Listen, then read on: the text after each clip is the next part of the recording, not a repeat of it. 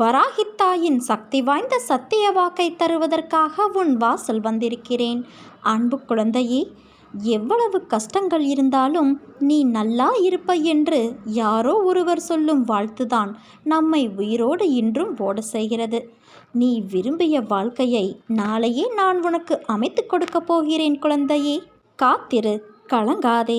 உன் வராகித்தாய் நான் இருக்கிறேன். ஒரு பொருள் கிடைக்காவிட்டால் ஏன் கிடைக்கவில்லை, எதற்காக கிடைக்கவில்லை என்று யோசித்துப்பார்.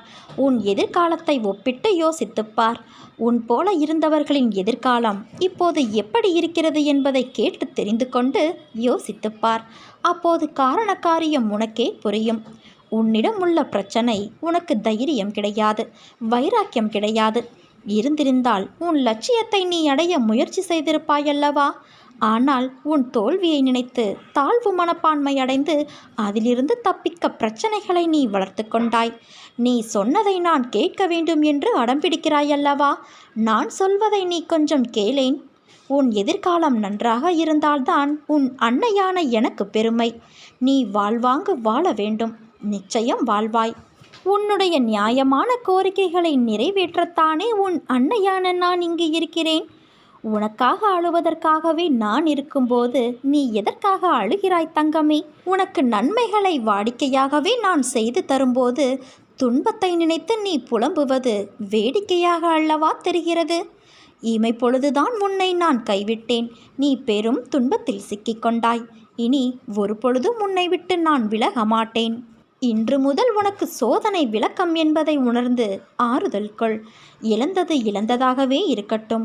நான் இனி தரும் ஆசீர்வாதங்களை நீ எண்ணிப்பார் குழந்தையே. உனக்கு சொத்து சுகங்கள் மிக வேகமாக வளரும். மக்களும் உறவுகளும் உன்னை பாராட்டுவார்கள். உன்னை நம்பி உன் உதவிக்காக காத்திருப்பவர்களின் எண்ணிக்கையும் அதிகமாகும். நீ நினைத்ததெல்லாம் நடக்கும் என் குழந்தையே. தொட்டதெல்லாம் துலங்கும். ஏனென்றால் உன்னை கைப்பிடித்து நடத்தி கொண்டு போகிறவர் உன் அன்னையான நான் அல்லவா? என்னால் உன்னை மறந்திருக்க முடியுமா? அல்லது மறந்துவிடத்தான் முடியுமா சொல்? நம் வாழ்க்கையில் நிகழும் தருணங்கள் எல்லாம் வெற்றியாக இருப்பது இல்லை, தோல்வியாகவும் இருப்பது இல்லை. வெற்றிகள் நிலைத்து இருப்பது இல்லை, அதே போல தோல்விகளும் அப்படியே நிலைத்து இருப்பது இல்லை. வெற்றி என்றும் சந்தோஷம் தரும்.